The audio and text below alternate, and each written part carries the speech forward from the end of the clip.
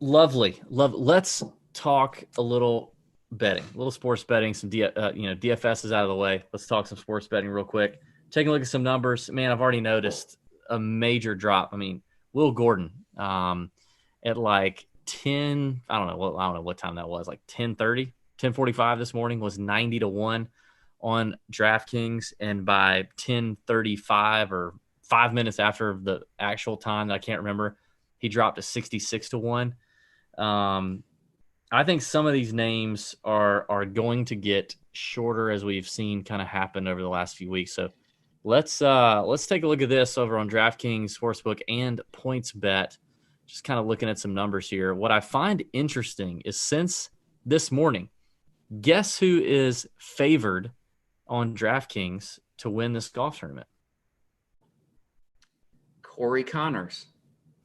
Interesting. Corey Connors now same odds to win as Will Zalatoris. That was not the case this morning. Interesting that I just said a pivot play from Will Zalatoris should be Corey Connors. So somebody is with me here. I think that there's equal or greater winning upside for Corey Connors and Will Zalatoris, but I think that's an interesting line move there. I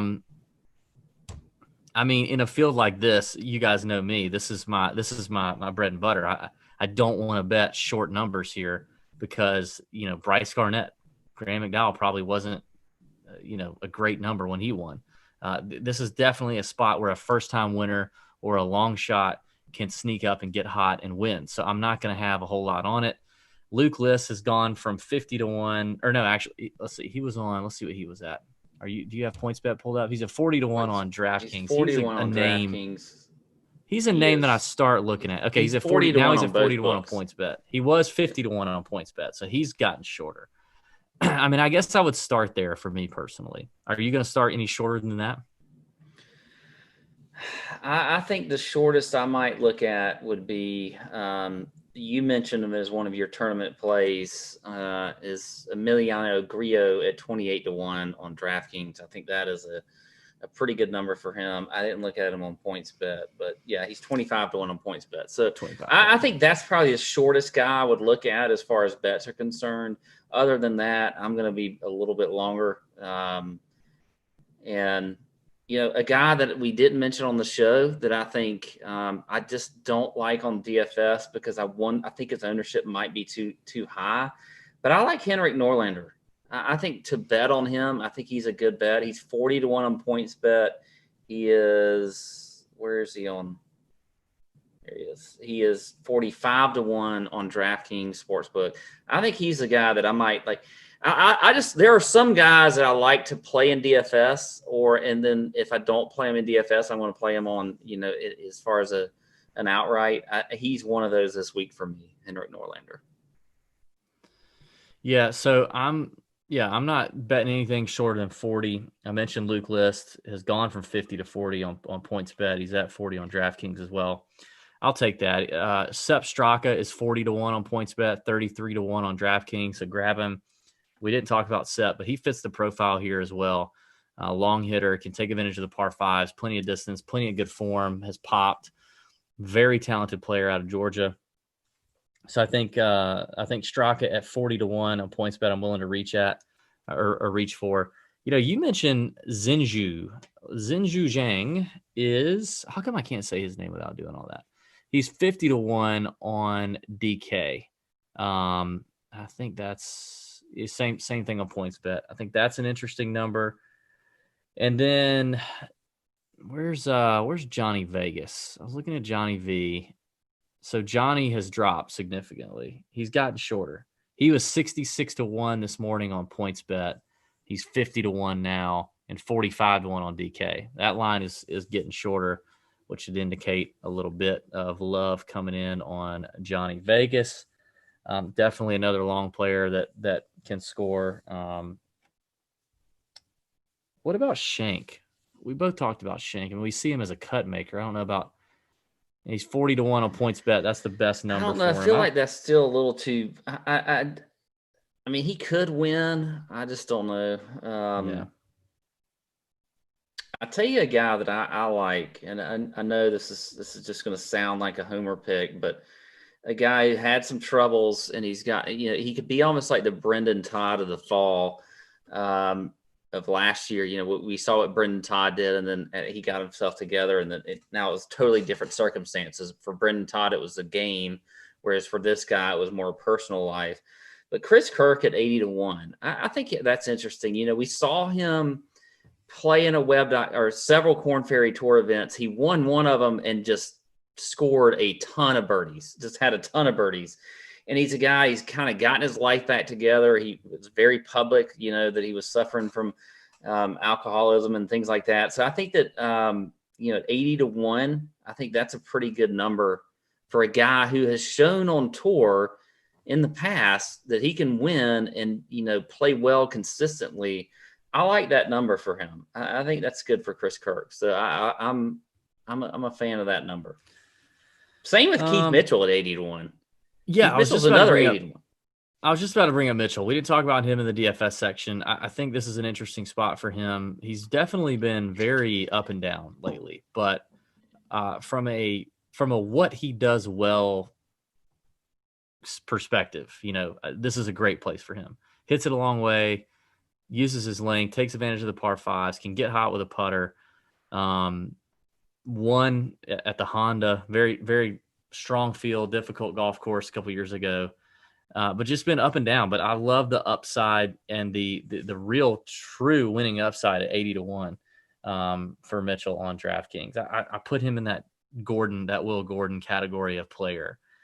Hits it a long way, can take advantage of the par fives and is aggressive. So our boy Chris Baker, I wanted to look up him since we talked about him at length. Where's he at right now? Let's see. Man, he has gotten a lot shorter as well. So I looked this morning, pretty big line movement getting shorter from Gordon and Baker. He was 90-1. Let's see. That was on PointsBet. Where is he now on PointsBet? He's 66 on DK, I think. He's actually still at. It's very confusing looking back and forth on these different. He's still at 90-1 on PointsBet. So, I mean, if you want a little action on Chris Baker and you're in Jersey or Illinois, 90-1 on PointsBet, 66-1 on DK. Getting into the much longer shots, the triple digits, Peter Uihlein is a name that I looked at. Once a revered, good player, young player. I think he played on a Ryder Cup team. Or president. Am I thinking? Excuse me. Uihlein, he did not play on a Ryder Cup. I'm thinking I always get him and Thomas Peters confused for some reason. I was about to say, you're thinking of Thomas Peters. Confused. Uihlein is 125-1. I like that. Scott Harrington, 150-1. Scott Harrington hits it a mile. Dominated the Corn Ferry when he was on it. Won a tournament, a bunch of high finishes. 150-1 for him. And then I mentioned him in the DFS section. I love some Hudson Swafford. He's 150-1 on PointsBet as well. Great total driver. Has had some good finishes here lately. Good iron player, controls his ball. I like the Swafficer. That's probably it for my outrights. Let me ask you about a guy who kind of pops a little bit from a DFS standpoint, only because he's finished well in the past here, but he played well last week. And now I can't find where he did last week. Hang on. Talk amongst yourselves. Great radio here. Okay, never mind. I can't figure it out. Jeez, now we're all just hanging. Who could it have been?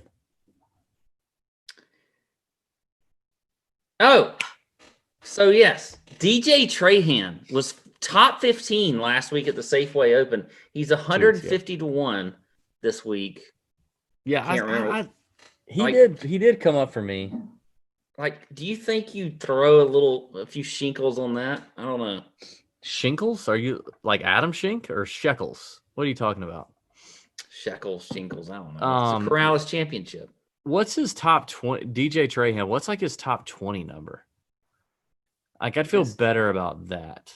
That's DA points. His top 20 number is on DraftKings Sportsbook. 5 plus 550. Yeah, I don't like that.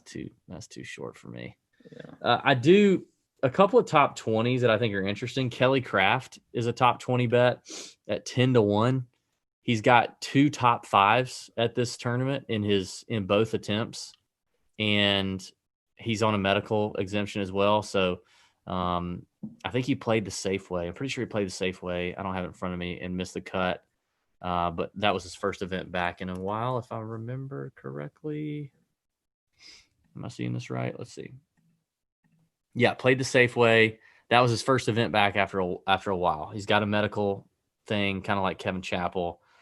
I got to feel like the safe way is knocking the rust off. But 2 top 5s at this golf tournament, Kelly Craft, 10-1 is a top 20. That's a little bit longer of a number for a top 20 bet. And then at 12-1 top 20, Sean Stephanie has played here twice, finished 44th and 13th. Are you sure that's not Stefani? Whatever. I don't know. Who cares? Who gives a rip? It's the Sean whatever is what he is. He can take advantage of a really weak field like this. So 12-1, 12-1, top 20. Take it. That's it. That's all I got. I'm out too. I have nothing else as far as the bets are concerned. For the Corrales Championship, what an amazing podcast for such a weak field event. Well, thank God for the U.S. Open recap. It's already gone way too long. We did this way too long. So anyway, let's wrap it up. Thanks everybody for listening. Thanks for watching. If you're watching on YouTube, we appreciate it. Subscribe to the YouTube channel. Give this video a thumbs up if you're watching it. Subscribe to the channel over on YouTube, Tour Junkies. We put out all kind of stuff. So check it out. We appreciate it. May your screens be green for the Corrales Puntacana Championship. See ya. Out.